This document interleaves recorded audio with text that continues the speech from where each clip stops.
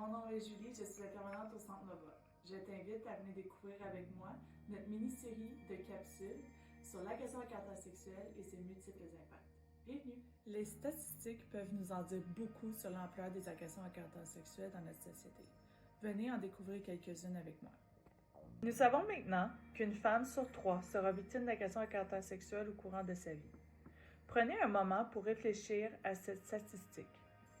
Pensez à toutes les femmes de votre entourage. Imaginez toutes ces femmes debout devant vous. Et maintenant, comptez à répétition 1, 2, 3.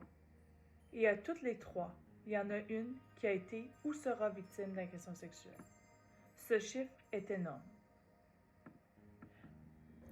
Environ seulement 10% des agressions à caractère sexuel seront rapportées à la police. De ces agresseurs rapportés à la police, seulement 1% seront tenus responsables de l'agression, 99% ne le sont pas.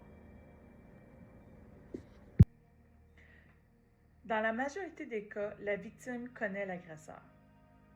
Si on regarde ici, dans 45% des cas, l'agresseur est une connaissance ou un ami. Dans 17%, il s'agit d'un partenaire intime et dans 13% des cas, il s'agit d'un membre de la famille autre que le conjoint ou la conjointe. Par conséquent, 75% des victimes connaissent l'agresseur et dans 25% des cas, il s'agit d'un étranger. Ce qui vient nous faire réfléchir sur nos informations en prévention. Nous avons tous été appris à ne pas parler aux étrangers dans la rue. Mais avons-nous parlé des membres de notre famille ou de nos amis? Une réflexion à faire. Vous avez peut-être remarqué aussi que souvent nous parlons des victimes au féminin et des agresseurs au masculin. Nous reconnaissons et respectons le fait qu'il y a beaucoup de victimes masculines et il y a aussi des agresseurs féminines. Mais si nous nous en tenons aux statistiques, les femmes sont 11 fois plus nombreuses que les hommes à être victimes d'une agression sexuelle et, dans 99% des affaires d'agression sexuelle commises contre les femmes, l'auteur présumé est un homme.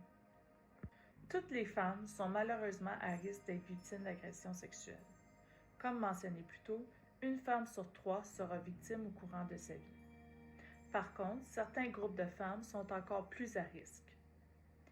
Ici, on mentionne que les femmes autochtones et les femmes ayant une incapacité risquent davantage de subir une agression à caractère sexuel. Cette statistique est difficile à concevoir, mais on voit que 47% des crimes violents commis contre des filles de moins de 12 ans sont de nature sexuelle. Pour mieux comprendre la réalité des femmes survivantes de violences dans les milieux ruraux et de ces enjeux, voici quelques éléments importants qui ont ressorti du rapport de l'étude de besoins sur les services adaptés pour les victimes et survivantes francophones à caractère sexuel de Presque Russell. D'abord, au niveau géographique, étant dans les milieux ruraux, l'isolement physique des femmes est plus commun. Les femmes hésitent aussi à demander de l'aide en raison des valeurs traditionnelles ou de l'influence conservatrice encore très présente dans les milieux ruraux. L'idée que la violence envers les femmes est de nature privée, donc que ce n'est pas à tous d'agir, fait en sorte que plusieurs personnes savent qu'une femme peut avoir été victime ou l'être encore, mais va s'abstenir d'intervenir. Il y a un manque d'accessibilité aux services, parfois un manque d'anonymat, car tout le monde se connaît, et en situation d'urgence, les espaces lointains peuvent faire en sorte qu'il y a un délai de réponse assez important.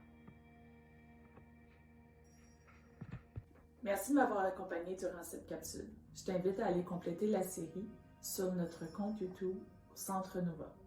Merci, à la prochaine!